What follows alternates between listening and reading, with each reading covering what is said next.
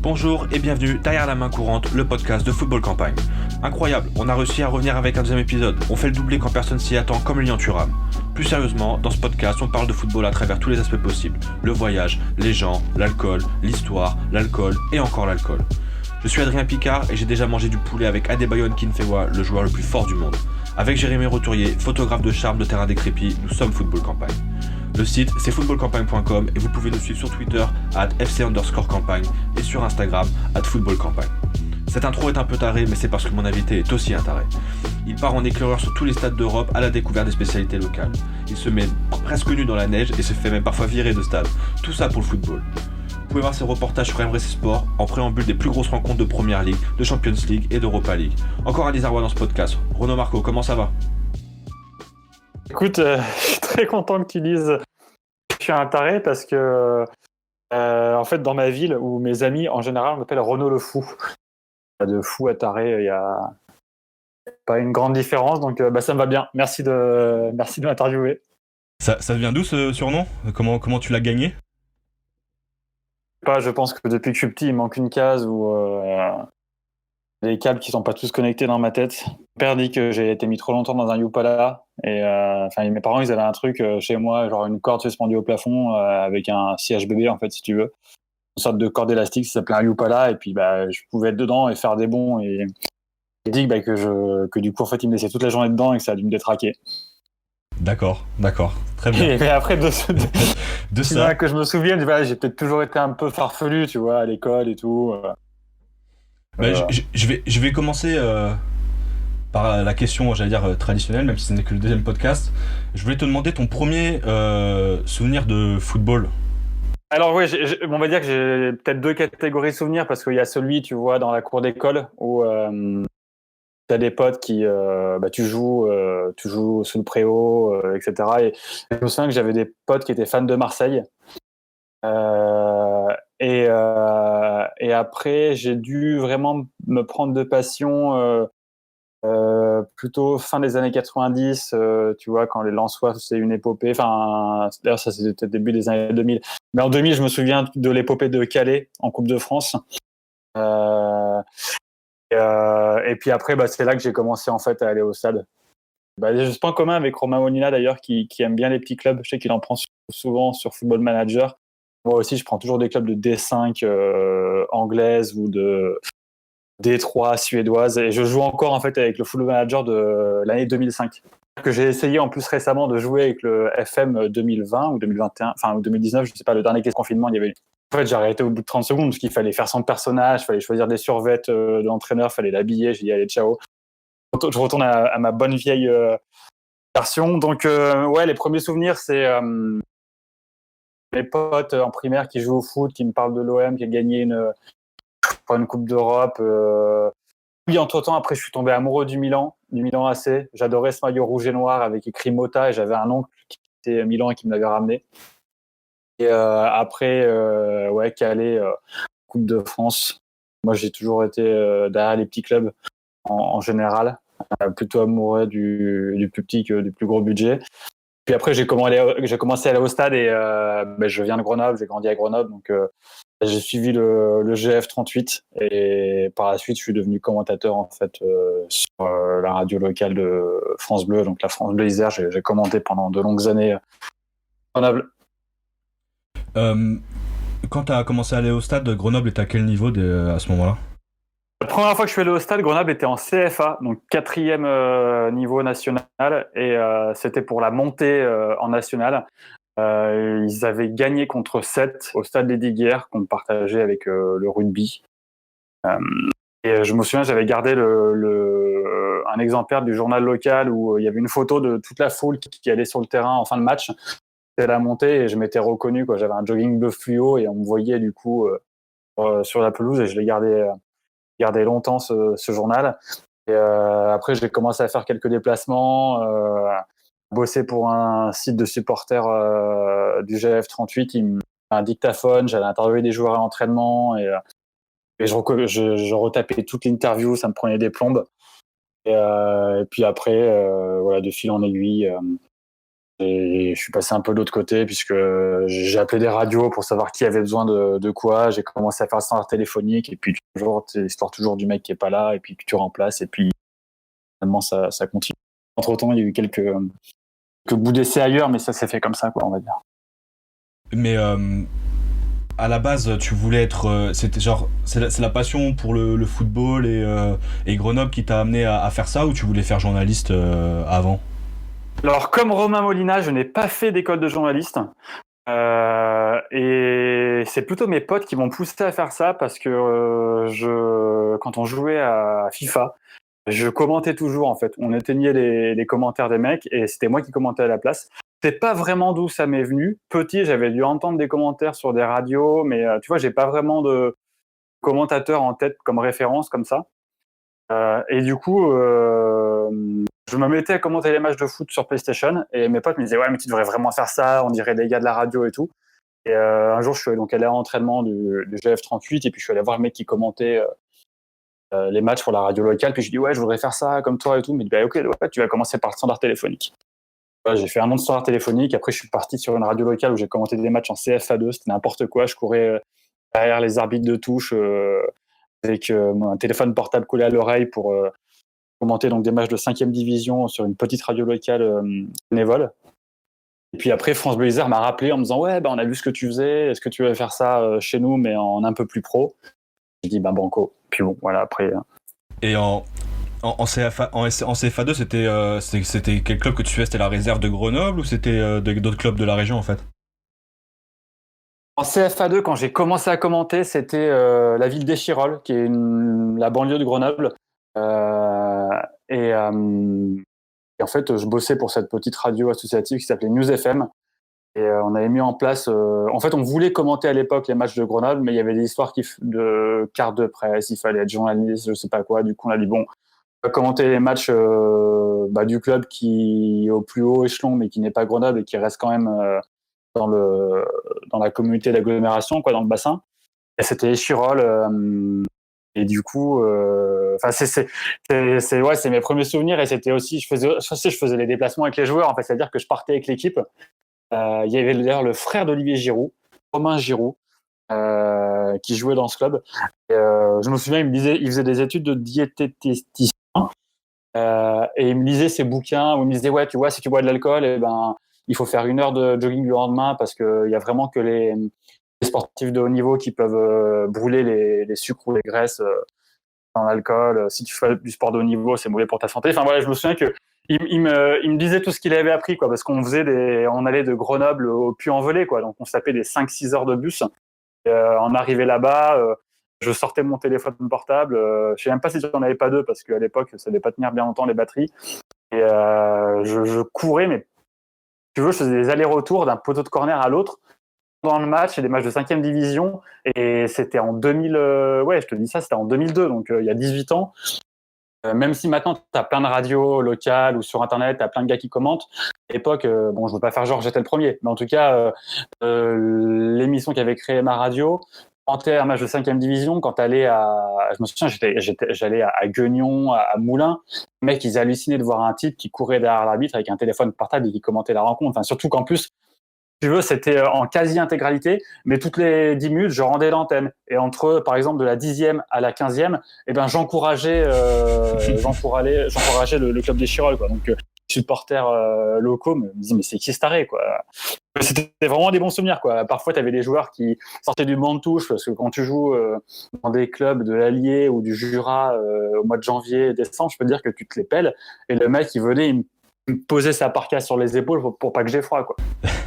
Donc voilà, ça c'est vraiment les tout premiers commentaires que j'ai fait. Et puis après, un jour, on a pu commenter Grenoble et puis sur la radio locale. Après, j'ai dû pas pour passer professionnel, mais pour faire ça à un niveau, on va dire, amateur, j'ai dû aller sur France Bleu Isère. Mais t'avais quel âge quand t'as commencé du coup à News FM? Quand j'ai commencé à News FM, j'avais 20 ans, presque, 19-20 ans. Aujourd'hui, j'en ai 36. D'accord. J'ai fait 4-5 ans sur News FM, donc une radio associative où je commentais les matchs d'Échirolles, donc 5e division à courir avec le téléphone portable derrière l'arbitre.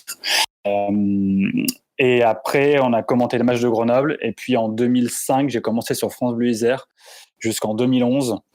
Et puis après, à partir de 2010, en parallèle, j'avais déjà commencé à aller à Paris. Et en 2011, quand le club de Grenoble a déposé le bilan, j'ai arrêté de commenter les matchs de foot. D'ailleurs, c'est marrant parce que dans ton intro, tu disais que souvent viré de stade. Enfin, il m'est arrivé de me faire virer de stade pendant mes reportages sur RMC Sport. Et je me souviens que j'avais commenté un match de foot en Corse, à Ajaccio, sur France Bleu Isère, Ajaccio-Grenoble, et Grenoble avait gagné. Et il y avait des mecs en tribune qui étaient venus pour me casser la tête, quoi. Des Corses qui étaient pas contents parce que, pareil, quand je commentais, soit je commentais, j'étais un peu trop emporté, et puis quand je commentais pas, il m'arrivait d'être en tribune et puis de dire, allez les gars, enfin d'encourager mon équipe. Donc c'est sûr qu'en Corse, c'est bien. Ils ont un peu le sang chaud, on va dire, en caricature, mais en plus, t'as moins de supporters qui font les déplacements quand c'est loin, qu'il faut prendre l'avion. Et puis, quand ce supporter-là, on va dire que j'étais commentateur supporter, il vient de la tribune présidentielle, t'es tout seul, quoi. Parce qu'autant les 50 qui ont fait le déplacement, ils sont tous en train d'encourager, tu vas rien leur dire. Mais quand t'as un mec au milieu de 100 autres qui dit allez Grenoble, tu vois, ça passait mal. Mais du coup, il y a un Corse qui m'a défendu ce jour-là, qui leur a dit les gars, vous avez un peu la fermer, vous aimeriez bien avoir un commentateur comme lui, hein.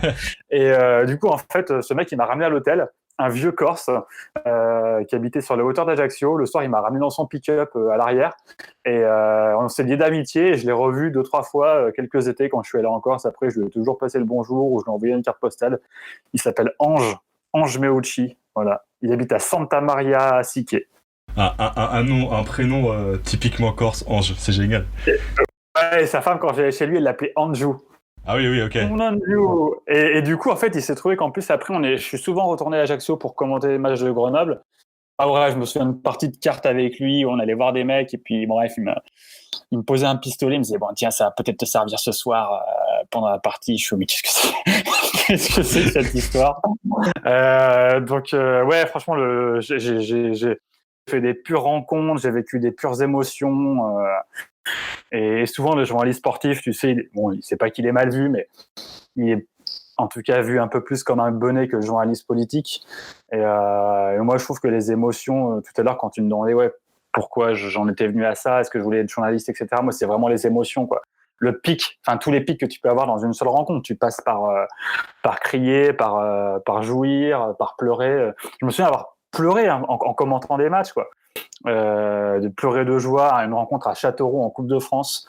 D'ailleurs, j'étais étudiant à ce moment-là, je rentrais la nuit, quoi, pour pas. Mes parents étaient assez. Enfin, même si je suis un peu farfelu, j'essayais quand même d'être assidu à l'école et je commentais la nuit à Châteauroux, quoi. Enfin, le soir à Châteauroux et je rentrais dans la nuit pour être le lendemain à la fac, quoi. Et je me souviens qu'on était mené 2-0 et on gagne 3-2 un match de Coupe de France. Il y a Ghislain Gimbert, un mec que j'appelais le Guépard à Grenoble, qui marque. Et à l'antenne, j'étais à la limite de faire un arrêt cardiaque, quoi. Et je chouinais, quoi, tellement j'étais content de la remontée du score. Puis la Coupe de France, c'est vraiment un truc qui me passionne parce que les matchs à élimination directe, ça procure une adrénaline. un stress que t'as pas en championnat. Quand j'étais rentré le lendemain à la fac, et tous les gars de la classe qui me faisaient Ghislain Gimbert, enfin les mecs me parodiaient, quoi. C'était gentiment, hein, tu vois, mais voilà, ce que j'aime dans le foot, c'est les émotions. Et si tu veux, d'ailleurs, quand je commande pas, mais quand je fais un reportage sur RMC, même si je me souviens de rien à la fin, parce que je suis toujours focus sur ce que je filme, etc., mais je suis plus passionné par ce que je vois en tribune que le jeu en lui-même. Tu vois, quand on me demande les souvenirs que j'ai avec le GF38, parce que j'ai commenté la montée, enfin des grands moments, tu vois, des moments qui arrivent dans des petits clubs comme ça arrive une fois en l'occurrence, nous, c'est arrivé une fois sur les 50 dernières années, donc on va dire une fois tous les 10-20 ans, tu vois, à Strasbourg, quand ils sont descendus sur montée, donc c'est des moments que t'as pas tous les jours. Et quand on me demande mes souvenirs sur mes commentaires de Grenoble, je pense qu'il y a des moments d'émotion, quoi. Alors bien sûr, j'ai un ou deux buts qui me viennent en tête, tu vois, des buts des 25 mètres, des super frappes, etc. Mais sinon, je me souviens d'un stade qui siffle, tu vois, parce qu'il fallait qu'on gagne pour être sûr de monter et on n'arrivait pas, on faisait match nul et l'arbitre nous avait refusé un penalty, tu vois. Donc voilà, je me souviens surtout de trucs par rapport aux supporters ou de liens d'amitié avec des joueurs, mais dans le jeu pur, on va dire que c'est pas ce qui me motive, quoi. Et d'ailleurs, les reportages que je fais sur RMC Sport, ça se finit par du foot. Mais il y a tout ce qui va autour avant, tu vois, la découverte de la ville, des habitants. Bon, maintenant, je fais en plus un peu les boîtes de nuit pour faire rigoler. Après, le lendemain, c'est des fans, un petit moment avec un joueur. Après, tu as le stade, etc. Puis, dans le stade, eux, dans le reportage, ils mettent des actions. Mais moi, je suis surtout là pour pour filmer l'ambiance, quoi. Et c'est marrant parce que je sais pas comment je me débrouille, mais je me retrouve toujours assis à côté de supporters qui sont super cool. Enfin, c'était pas le cas à Crystal Palace dernièrement, mais en général, je tombe toujours à côté d'un mec qui est ok pour répondre à mes questions, tu vois, alors que je lui braque un téléphone dessus, quoi. Le mec, je lui explique même pas, quoi, tu vois. J'ai cette chance, quoi, de croiser des bonnes personnes dans mes reportages. On va revenir vite fait un peu avant de repartir peut-être en Angleterre un peu plus tard et tout ça. Je voulais revenir un peu sur la France et notamment sur Grenoble et tout ce que tu as fait. J'ai quand même j'ai regardé, j'ai un peu préparé quand même ce podcast et donc tu sais que je sais pas si tu sais qu'il y a des compilations de tes commentaires sur YouTube qui se baladent. C'est marrant parce que du coup il y a quelques jours j'ai fait un live avec le GF38 et du coup après on m'a envoyé ces liens sur YouTube qui tournaient. Des compilations de supporters. Moi, je m'étais gardé des extraits sur un CD, tu vois, des matchs que j'ai commentés dans la montée. Ouais, non, je savais même pas. Je suis vraiment nul sur Internet. Moi, je dis toujours que je peux envoyer un email avec une pièce jointe, mais après, je sais pas faire, tu vois. Je voudrais même monter une chaîne YouTube pour raconter l'envers des reportages et ça me fait tellement flipper. Mais ouais, bah, déjà bravo et merci pour toute ta préparation parce que je sais en tant que journaliste ce que ça demande et si t'es allé trifouiller sur Internet pour trouver des extraits de je ne sais quand ou trouver des reportages, ben voilà, je sais que ça t'a demandé du temps, donc bravo. J'ai trouvé un reportage où je pense que du coup c'était avec News FM si je compte bien, où on te voit en train de commenter dans l'ancien stade de Grenoble. C'est le stade, c'est comment on dit, c'est Lesdiguières, le stade Lesdiguières.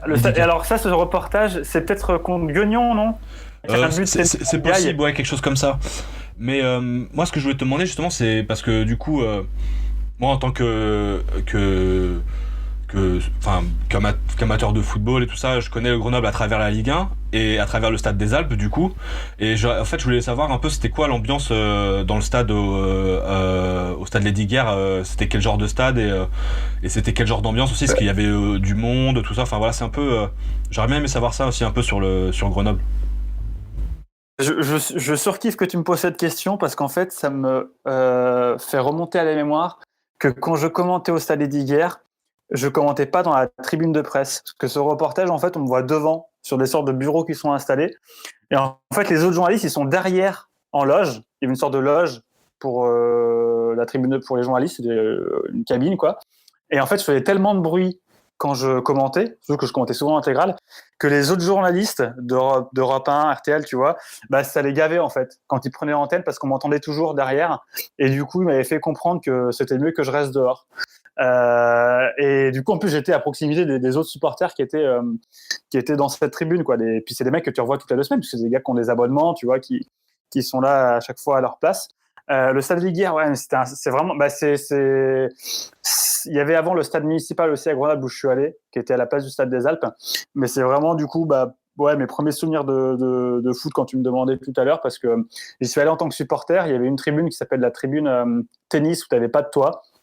Pour 19 €, tu pouvais voir les 19 matchs de l'année, quoi. T'avais pas de toit et inutile de dire qu'entre novembre et mars à Grenoble, bah, il pleut ou il neige.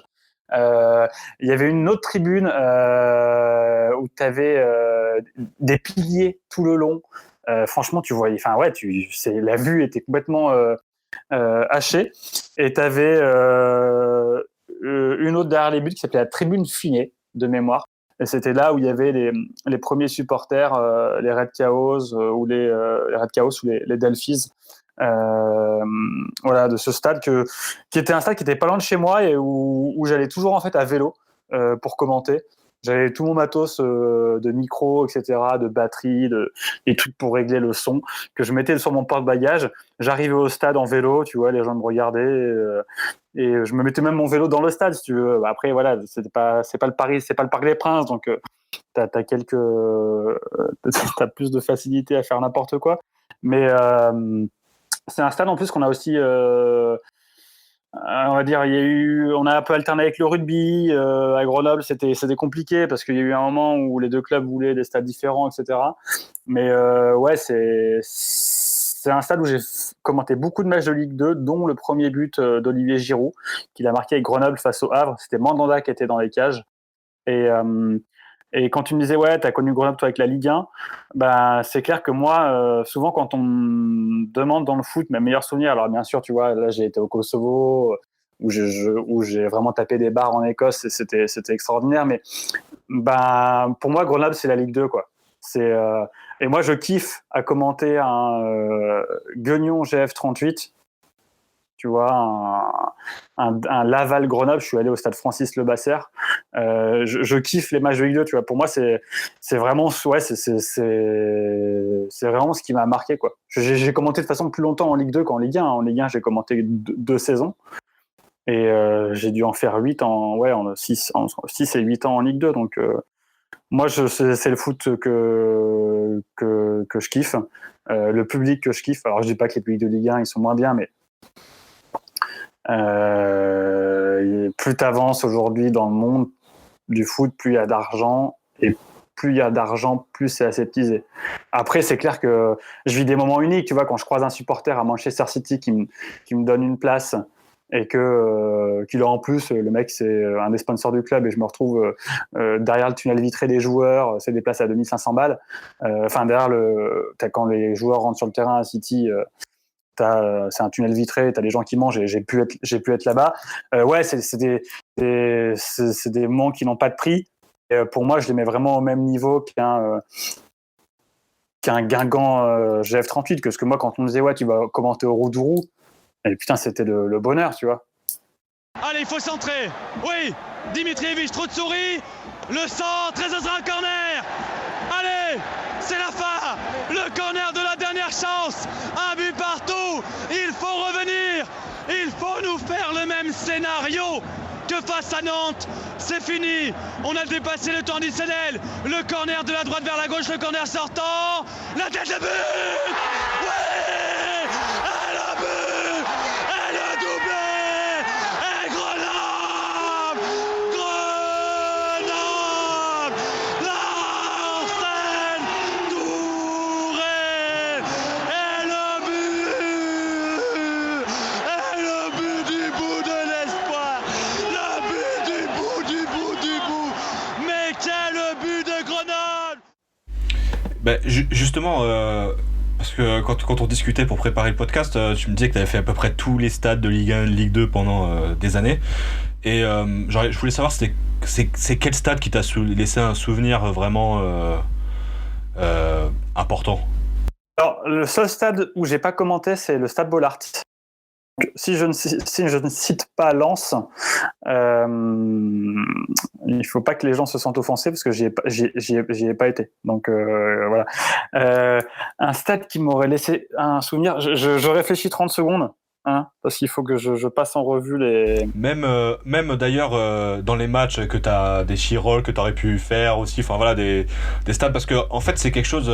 Je te pose la question parce que je trouve que, tu vois, on a parlé d'Angleterre juste avant, et quand on aime le foot, il est de commune, enfin c'est assez commun de dire ah oui, en Angleterre, les petites divisions, il y a plein de monde, tout ça, enfin de parler de la culture football en Angleterre, mais je pense qu'il y a aussi une culture football en France qui est beaucoup plus, enfin qui est peut-être moins importante en tout cas qu'en Angleterre, ça c'est évident. Peut-être moins mise en avant aussi dans les médias, tout ça, mais du coup voilà, c'est pour ça que je pose cette question, parce que c'est des choses qu'on connaît pas assez bien en fait, je trouve. Non, en plus, je vais réfléchir là pour le stade, parce que bon, après évidemment, si tu veux, je vais dire Grenoble, parce que c'est le stade où j'ai le plus commenté, donc j'ai le plus de souvenirs. Faut que je trouve un stade entre guillemets adversaire, mais il y a un truc qui est vraiment différent entre l'Angleterre et la France, c'est que toi tu y es souvent, tu as pu le voir, les chants en Angleterre, tu as vu, ils ne durent vraiment pas longtemps. C'est du command, ou Mahrez, et après c'est terminé. Moi, j'ai à peine le temps de déclencher mon téléphone que le chant est terminé. Alors, ouais, ok, on dit qu'il y a une passion en Angleterre, mais en France, les chants des ultras ou les chants en tribune, ça dure minimum 45 secondes, tu vois. Donc, ça, pour moi, c'est vraiment ce qui me surprend, quoi. Ça a été. Mais après, juste pour atténuer un peu, c'est aussi parce que t'es en première ligue que t'as très peu de. Enfin, que je pense que. Oui, parce que tu veux dire que les fanbases, enfin les clubs de il y en a eu de moins en moins. C'est des trucs, en fait, moi je connais des trucs un peu plus longs, si tu veux, notamment moi qui suis Tottenham. Je vais connaître un peu When the Spurs go marching, des trucs comme ça, ou We Are the Tottenham Hotspur from the Lane, qui sont des trucs un peu plus longs et qui sont justement dans les 45 secondes, on va dire, mais qui sont pas les plus chantés. À un moment, ça va être les gens ils vont dire enfin, c'est sûr que ils vont sur les chants les plus rapides qui sont Common You Spurs ou Yid Army, que je vais pas traduire parce que c'est pas un très bon terme, mais bref, voilà. Mais ça s'arrête. Ils vont souvent sur les chants les plus longs, et après, souvent aussi, je pense que c'est quelque chose que tu vois un peu partout, même en Angleterre, pour avoir fait vraiment toutes les divisions.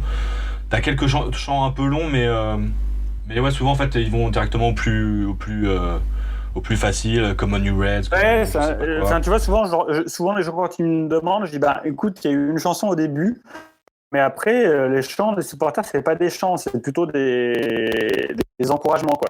Puisque tu vas à West Ham, t'as la chanson des Bubbles au début, mais tu vois quand ils rentrent sur le terrain. Ouais, tous les clubs ont leur chanson traditionnelle, qui chantent au début. Mais après, finalement, t'as aucun chant à un moment pendant le match qui ne dépasse. Alors, sauf si t'as un 4-0, puis qu'à un moment, tout le monde, je sais pas, se met à chanter un hymne. Mais ouais, t'as raison, c'est plutôt, ils vont plutôt sur des trucs courts. Écoute, alors le stade qui m'aurait marqué en France, et c'est vraiment une question difficile parce que chacun a ses particularités. Et puis, il y a des stades, tu vois, comme Montpellier que j'ai aimé. Et parce qu'il y avait une belle ambiance et parce que aussi on a gagné là-bas.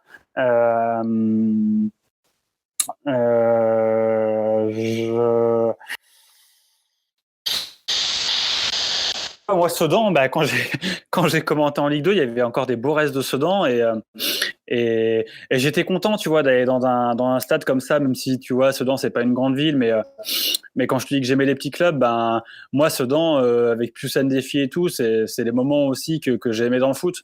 Donc, bien sûr, il y a c'est une vraie ville de foot, Sedan, pour le coup. Et, mais même à Metz, à Saint-Symphorien, j'ai connu des belles ambiances quand j'ai commenté là-bas. D'ailleurs, je sais même pas si j'ai pas commenté Emmanuel Adebayor à Metz. Ouais, pour te dire, alors c'était il y a longtemps, mais je suis sûr que faut dire que Metz a une très grande tradition de joueurs africains entre Adebayor. Ouais, ils ont des Akedami en plus. Ouais, ils ont génération foot au Sénégal notamment qui a ramené Sadio Mané, Koulibaly, tout ça, il me semble d'ailleurs aussi. Koulibaly, je pense Koulibaly aussi. Ouais. Et je sais plus qui est un troisième, j'ai oublié, mais bref, ouais. Un gars qui est à Watford, non? Il me semble. Ah bah Ismaël Assar était à Metz aussi. Bah oui, exactement, oui, c'est Ismaël Assar, ça c'est le troisième que je cherchais, t'as raison. La plupart des joueurs sénégalais qui sont à Metz arrivent de génération foot au Sénégal, d'ailleurs. Écoutez, j'ai regardé en même temps, il a joué en 2001, 2002 et 2002-2003 à Adebayor à Metz, donc ouais, je l'ai commenté. Ouais. Et après, ouais, il est parti à Monaco très, très vite. J'ai commenté un gars qui... Alors attends, pour te dire, c'était sûrement en 2005-2006, mais un gars qui était à Strasbourg. Ah oui, Gamero. Gamero, tu vois. Je me souviens avoir commenté Gamero. Mais Strasbourg, tu les as fait en Ligue 2 du coup aussi ? Ou c'était en Ligue 1 Gamero, Strasbourg, je suis en train de taper en même temps. Non, il me semble que c'est en Ligue 1. Je pense que Gamero... j'ai un doute. Ça fait 2005-2008 avec Strasbourg. Non, nous on est monté en mai 2008. Grenoble est monté en mai 2008 en Ligue 1. Et du coup, quand j'ai commenté des rencontres face à Strasbourg avec Gamero, c'était avant, et donc c'était en Ligue 2. Et Strasbourg aussi, des belles ambiances. Mais tu vois, après, je suis allé à Boulogne-sur-Mer, il y avait aussi le chant de début de match. Donc, c'est pas que j'ai pas envie de ressortir un stade, mais il faudrait que vraiment j'y réfléchisse, tu vois, que ça me prenne 1 heure pour faire les pour les contre. Là, comme ça, tu vois, j'ai à Bordeaux aussi, tu vois, il y avait des beaux chants, donc. Mais voilà, ouais, moi, même Jean Laville à Guignon, ça me fait triper, quoi. Bon, il y en a qui vont trouver que c'est naze, mais Ah, c'est un club mythique, Guignon. Ça, ah c'est non, mais moi c'est un club j'ai mythique. kiffé, tu vois, Guignon. Quand il, ouais, aussi, bah, dans les souvenirs de foot, Guignon face au PSG, tu vois, c'était une Coupe de la Ligue ou une Coupe de France, je sais pas quoi, mais. Coupe de la Ligue, très mauvais souvenir personnel. Ah ouais, parce que t'es un. Ah, donc, tu vois, moi Ouais. tu vois, dans ces cas-là, je suis du côté de Guignon. Ouais. Non, ouais, quand c'est le PSG, il n'y a pas d'autre côté qui tire. Mais par contre, alors souvent les mecs me demandent quand je suis en déplacement, enfin, tu vois, de plusieurs jours pour découvrir une ville, etc., un stade. Et puis je fais aussi les déplacements de supporters, enfin les duplex avant les matchs de Champions League ou d'Europa League pour l'ambiance, tu vois, 3 heures avant le coup d'envoi. Et souvent on me dit ouais, mais enfin tu vois, parce qu'on me voit avec les Rennais ou les Parisiens, on me dit ah mais t'es Rennais ou quoi? Je fais non, mais je suis pas Rennais, je suis Grenoblois. Mais la transition en fait elle est là pour dire que les Rennais et les Parisiens en déplacement, c'est vraiment quelque chose. Je sais que ça va pas faire plaisir à mes meilleurs potes qui est supporter de Marseille. Je vais taire son nom parce que lui m'a dit non, c'est vrai, je dois avouer quand même, les Parisiens en déplacement, ils envoient. Et je sais pas si à Marseille il a le droit de dire ça, mais ouais, les Parisiens, l'année dernière, Manchester United, PSG, enfin, je parle même pas du match, hein, je parle de l'avant-match, tu vois, dans les rues, le cortège pour aller au stade, même là, quand il y a eu PSG Dortmund à huis clos, enfin, je mate de Ah ouais, temps en temps des vidéos. les vidéos, elles sont folles. Pote Marseille d'ailleurs se paye ma tête, il me dit mais c'est quoi les gars, c'était la Coupe du Monde ou quoi pour vous tu vois, enfin, il me dit ouais, c'est démesuré, hein, c'est n'importe quoi. On a cru que vous avez gagné la Coupe du Monde. Mais attends, quand même, ok, peut-être que c'est démesuré, mais c'était apocalypse. Tu peux le dire, quoi, tu vois. Bon, t'auras toujours les supporters qui voudront pas reconnaître la belle vérité concernant leurs pires ennemis, mais ouais, vraiment, ça me scotche, quoi. Les supporters du PSG, à chaque fois que je fais un déplacement avec eux, il y a une pure ambiance. Je suis pas parisien, tu vois, c'est pour ça que je dis ça. Hein. Bah, ouais, bah, tu vois, moi j'étais. Non, mais. Moi j'étais abonné. Avant de venir vivre à Londres, j'étais abonné pendant 5 ans, je crois. Et quand je suis parti vivre à Londres, j'ai gardé mon abonnement pendant 2 ans, je pense. Je m'en servais absolument pas, mais en fait, je m'en suis servi 2 fois quand Paris est parti jouer à Manchester City pour le quart de finale qu'on paume lamentablement là-bas avec un, je sais plus, 5-3-2 ou un 3-5-2, je sais plus, de Laurent Blanc, incroyable. Et le match d'après, c'était l'Emirates, match de poule avec Emery, on fait 2-2 là-bas alors qu'on doit gagner le match à peu près 1000 fois. Et à chaque fois, on était dans le stade. Enfin, moi, je parlais même pas en dehors parce que j'avais pas de contact parmi les mecs qui faisaient le déplacement ni rien. Donc je rejoignais les supporters au moment de rentrer dans le stade. Surtout les Emirates, vous avez dû le retourner, quoi. Enfin... on entendait que les supporters du PSG, quoi. Et ça, c'était quelque chose d'assez cool. À Arsenal, les mecs, ils nous demandaient de continuer de chanter. Ah ouais, bah les mecs, je me souviens de mecs qui disaient allez, continuez de chanter et tout. Les mecs d'Arsenal, tu vois, nous disaient ça parce que l'Emirates, là, il se passait rien, quoi. C'était très mort. Et je dis pas ça parce que j'ai de l'amour pour Tottenham aussi, tu vois. Mais ouais, c'est un peu le stade. Tu vois, on parlait de cette première ligue assez aseptisée dans les tribunes, tout ça. Je trouve que l'Emirates, c'est le stade souvent quand t'as des mecs qui vont en Angleterre, qui disent je vais aller à Londres, je viens de me faire un match et tout, ouais, je vais aller à l'Emirates. Je leur dis non, les gars, tu t'en auras pas pour ton argent, quoi. À la limite, fais une métro puis va à Watford plutôt parce que alors ouais, t'as envie de voir un club connu internationalement, on va dire mondialement, mais pour moi ça vaut pas le coup d'aller à l'Emirates, de payer 80 balles et t'as pas d'ambiance, quoi.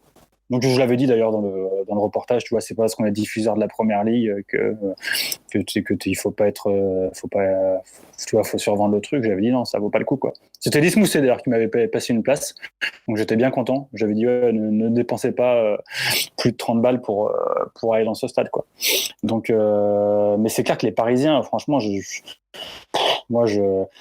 le soir, souvent, quand je rentre, tu vois, c'est 2h du mat, tu rentres après ton match, ben, je me passe toutes les vidéos en boucle, des chants, tu vois, qu'ils ont. Enfin, ouais, moi, j'aime les pétards, les fumis, quoi. Dès que je peux en filmer, j'en filme. souviens sur le PSG Dortmund, ils n'ont pas pu passer les images pendant que j'étais en duplex de ce que j'avais filmé juste un petit peu avant, quand il y a le passage du quart des Parisiens. Mais je veux dire, et c'est le long, enfin, c'est entre la porte d'Auteuil et quand tu veux aller à Boulogne, je sais pas comment s'appelle ces trucs, quoi, ça borde un peu Roland-Garros, enfin, certains, voilà. Mais ouais, je crois que j'ai jamais vu autant de fumée. Alors bien sûr, il y en a qui vont dire ouais, mais attends, à l'OM, il y en a, oui. Non, mais en tout cas, sur ce que j'ai fait moi là, ce soir-là, c'était incroyable. Mais même je me souviens des supporters parisiens, donc à Manchester, dans le tramway, dans les rues, enfin c'est clair. Les Rennais, tu vois, le déplacement à Arsenal, le cortège. Et puis les Anglais, ils applaudissent quand ils voient des belles ambiances. Je veux dire, même si t'es supporter adverse, moi je me souviens des Anglais dans Londres, quand les Rennais y passaient, ils leur faisaient coucou, ils les applaudissaient, quoi. Donc ça, c'est aussi un truc. Alors ça fait longtemps que je suis pas allé dans un stade en France en tant que supporter, mais que j'avais pas quand j'y étais. Alors bien sûr, en Angleterre, je pense que c'est comme chez nous, t'as le démon quand tu perds, mais il y a une sorte de ok les gars, vous avez le droit de nous chambrer parce qu'on a perdu, vous avez été plus fort, tu vois ce que je veux dire? Ouais, je vois très bien. J'ai vécu ce sentiment avec Tottenham justement une fois. Ouais. Alors qu'en France, on va s'embrouiller.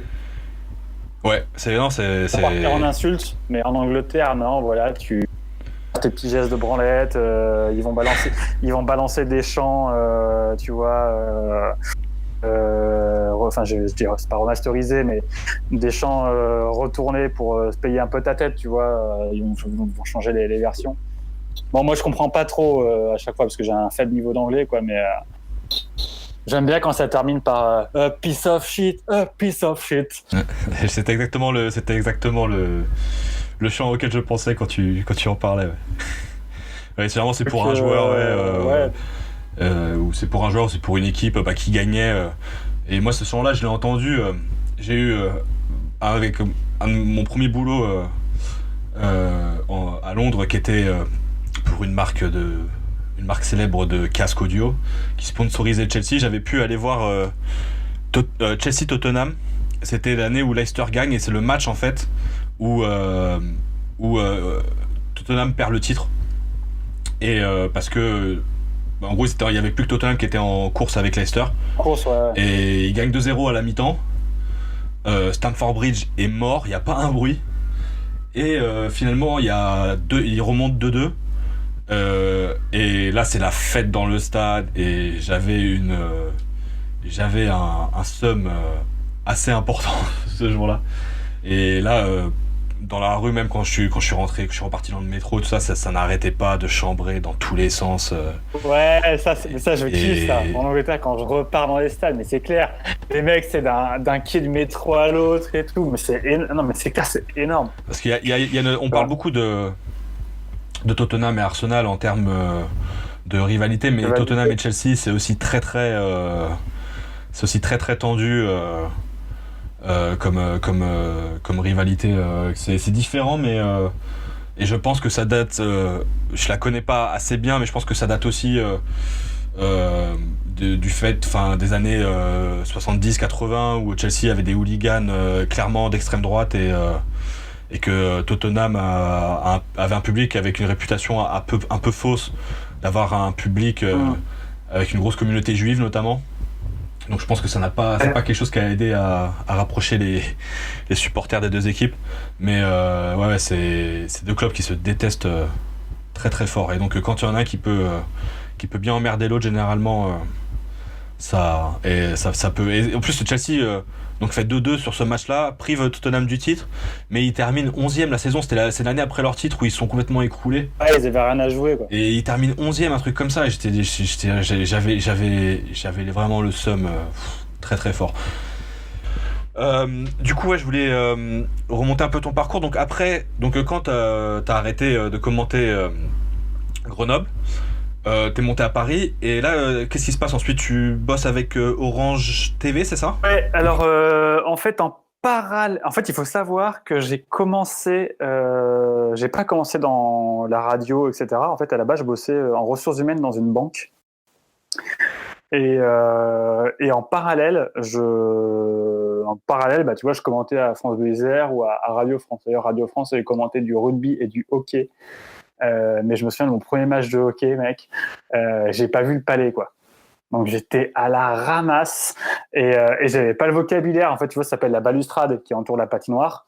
Et à un moment, les mecs vont là-bas se fighter. Et je me souviens, je trouve plus le même mot et je dis oh, ils sont près de la petite murette. Tu sais, parce que ça fait 1 mètre de haut, tu vois, la balustrade à la patinoire. Bref, mon boss qui était mort de rire, bref. Donc en fait, à la base, je bossais dans une banque. Et tous les week-ends, je commentais un match de Ligue 2. Et puis parfois, je faisais des extras. Je faisais aussi du rugby et du hockey.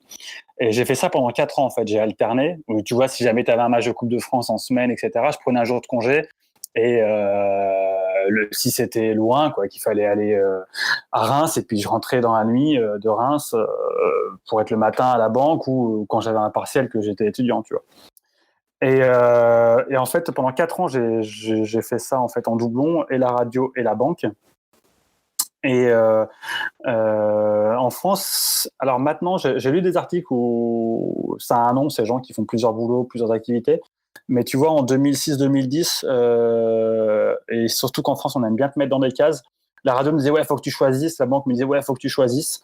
Et puis bon, bah, un jour de 1er septembre 2010, j'ai dit allez, je vais vivre mon rêve. J'ai posé un congé sabbatique et je suis monté à Paris pour tenter ma chance. Et en fait, à Paris, quand j'étais à Grenoble, donc j'avais fait des maquettes. Quand tu es journaliste, tu envoies des maquettes, tu n'envoies pas des CV, donc tu envoies des extraits de tes commentaires. Et puis je bossais aussi un peu sur Télé Grenoble dans l'émission, tu vois, l'émission des sports, genre chaque semaine, lundi soir, le débrief. Tu avais un gars du journal qui venait, de Dauphiné Libéré, un gars d'une radio, un gars de France 3, puis on donnait tous notre avis autour de la table, tu vois, les spécialistes. C'était l'after-foot grenoblois, quoi. Personne de la chaîne locale, quoi. C'était à moi de l'INAT. Bon, et bref, en tout cas, j'avais fait aussi des extraits de ces interventions-là. J'avais envoyé une maquette à l'équipe, à Infosport et à Orange. Infosport m'avait dit on recherche pas de présentateur, et l'équipe et Orange Sport m'ont dit viens faire des essais. Et j'y suis allé. Je suis allé à l'équipe en premier. On m'a fait faire un essai. En fait, on me fait présenter un journal d'information sportive. Tu vois, c'était l'époque des chaînes d'infos de sport en continu. T'as un flash toutes les 10 minutes. Enfin, avant, il y avait pas mal de chaînes, mais elles sont toutes en train de fermer en ce moment. Je fais un journal sur l'équipe et tout, de 10 minutes. Enfin, tu vois, t'avais un petit truc sur le Tour de France, un petit truc de rugby, etc., quoi, en conditions directes. Et le lendemain, je vais sur Orange Sport, pareil, ils me font faire la même chose. J'écris un petit texte. Et puis à la fin, je dis merci à toutes et à tous de nous avoir suivis. On se donne rendez-vous demain sur l'équipe TV pour une prochaine édition. Parce que moi, je venais de faire mon essai à l'équipe TV, tu vois, j'avais ça en tête. Puis moi, j'étais provincial, quoi. Je venais à Paris, j'étais complètement stressé déjà dans la vie. En fait, je suis assez stressé et assez timide. Les gens ne croient pas parce qu'on me prend toujours pour un fou. Mais je me souviens que la régie a éclaté de rire, quoi. Et je me suis dit, je suis parti. Je me suis dit, putain, c'est mort, tu vois. Le mec, il va me dire, attends, c'est qui ce fion, quoi. Je lui donne sa chance. Et ça mobilise une équipe quand même de faire un essai, etc., de faire des tests. Les mecs qui viennent en régie, la caméraman, maquilleuse, machin et tout. Enfin, et puis je fais un essai sur Orange Sport et je suis foutu de dire merci. Je suis foutu de balancer. Merci à tous. On se retrouve très vite sur l'équipe TV. Bon, bref, finalement, le boss n'en a pas tenu compte. Et il se trouve que c'est plutôt sur Orange Sport que j'ai démarré l'aventure et où j'ai fait mes armes. D'ailleurs, je fais un aparté très rapide, quoi. Pour tous ceux qui n'ont pas fait d'école de journalisme, je vous conseille quand même de tenter le coup puisque j'en ai pas fait et j'arrive aujourd'hui à faire ce que j'aime. Et puis n'hésitez pas à passer par les petites radios ou on va dire, forcément, Orange Sport, c'était une plus petite chaîne que Canal. Mais Orange Sport, ils m'ont donné la possibilité de faire sujet et sous différentes formes. C'est-à-dire qu'avec eux, j'ai fait du duplex. Je me suis trouvé à commenter de la natation, à présenter combat de boxe de Mormec à Las Vegas. Alors moi, tu vois, je tenais l'émission en France. Il y avait les commentateurs là-bas, tu vois, mais j'ai suivi le Tour de France, j'ai présenté les journaux d'information sportive, j'ai fait homme de terrain en bord de Ligue 1 quand Denis Balbir était malade ou en vacances et Florian Janton qui le remplaçait. Du coup, ça libérait la place en bord de terrain. Du coup, c'est ce que je faisais. Enfin, il faut pas hésiter moi, j'ai toujours dit mieux vaut un petit succès un grand succès dans un petit théâtre qu'un petit succès. Attends, vaut mieux c'est comme ma droite et ma gauche. Je sais jamais où je vais. Vaut mieux un grand succès dans un petit théâtre qu'un petit succès dans un grand théâtre. Voilà, moi je cherche pas la gloire, tu vois. Souvent on me dit qu'est-ce que je veux faire, mais tu veux aller où? Enfin, parfois tu rencontres des producteurs et j'ai l'impression qu'ils sont toujours un peu étonnés parce que je leur dis non, mais moi je veux juste m'éclater, quoi. Je veux dire, que ce soit sur, bien sûr, si TF1 il t'appelle, ça te fait plaisir, mais à la limite, moi je pourrais, en plus j'ai déjà, enfin bref, on va dire, parfois je me suis contenté d'appels, c'est-à-dire quelqu'un du milieu qui t'appelle. Et juste la reconnaissance en fait d'avoir, parce que bien sûr t'as les supporters ou les gens que tu connaisses, ils te disent ouais putain tu m'as fait triper, j'ai failli avoir une attaque cardiaque là, j'étais dans ma cuisine et je voulais prendre une bière, mais vu que tu commentais, à chaque fois je revenais dans mon salon parce que alors que souvent en plus tu vois t'es à 28e journée de Ligue 2, Laval Grenoble, il se passe rien, les deux camps n'ont rien à jouer, le ballon au milieu de terrain, mais t'essayes d'enflammer, tu vois, pour retenir les spectateurs, enfin les auditeurs. Mais du coup, t'as toujours la reconnaissance de tes proches, mais la reconnaissance des gens du milieu, surtout en France, tu vois, on ne dit jamais quand ça va bien, quand ça va. On dit toujours quand ça va pas, en fait, en France. C'est ah ouais, ton truc était bien, mais attends, t'aurais pu améliorer ça, tu vois. À la différence des States où on va te dire ah putain, c'était génial, quoi, bravo mec, tu vois. Et même si on le fait un peu plus, c'est depuis quelques temps en France ces dernières années, mais globalement c'est pas comme ça qu'on manage. Enfin tu vois, c'est pas trop ce que j'ai connu. Et du coup, quand tu reçois un appel d'un mec qui est placé dans une autre chaîne, moi parfois je me suis satisfait juste d'appels, tu vois, qui me disent ouais tu fais un bon taf, on aimerait bien travailler avec toi, qu'est-ce qui t'intéresserait. Parfois juste de savoir que les mecs de la profession trouvaient que ce que je faisais c'était bien, ça me suffisait, quoi. Et donc voilà, quand on me demande, je dis ouais, moi je veux juste triper, quoi. Enfin, je veux juste m'éclater en fait. Et donc, du coup, t'as passé. J'ai pas besoin de, si tu veux, bien sûr, si un jour j'ai une opportunité sur une super chaîne et faire un super truc, ouais, s'il te plaît, j'irai, mais j'ai pas besoin de, je veux dire, que je le fasse sur RMC Sport, sur Orange Sport, sur Canal+. Du moment que c'est le truc dans lequel j'ai foi et où j'essaye avec un ton et un style de faire et rigoler les gens et qu'ils puissent retenir une information, tu vois, de rendre l'info attractive, c'est ce qui m'intéresse, quoi. En plus, tu vois, j'estime vraiment ne rien tronquer, quoi. Je veux dire, quand j'ai des galères, je le dis, quand ça vaut pas le coup, je le dis, quand c'est vraiment bien, je le raconte. Quand un mec veut me taper, je me laisse pas taper, mais je raconte l'anecdote, donc voilà, tu vois, c'est cool aussi d'avoir carte blanche, quoi. Je suis pas trop coupé au montage, quoi. À la limite, RMC Sport, ils ont plus de coupé des filles qui enlevaient leur t-shirt que moi, quoi. C'est la fin de la première partie de cet épisode de Derrière la main courante avec Renaud Marco. Dans la deuxième partie, il nous parlera de ses pérégrinations en Angleterre pour couvrir la Première Ligue pour RMC Sport et ses meilleures anecdotes de stade là-bas. Et il nous parlera notamment d'un Boxing Day passé du côté de Motherwell en Écosse où il est devenu une légende en l'espace de quelques heures. On se donne rendez-vous pour la deuxième partie donc de Derrière la main courante. Et en attendant, vous pouvez aussi nous suivre sur les réseaux sociaux, sur Instagram @footballcampagne et sur Twitter @FC_campagne. À la prochaine.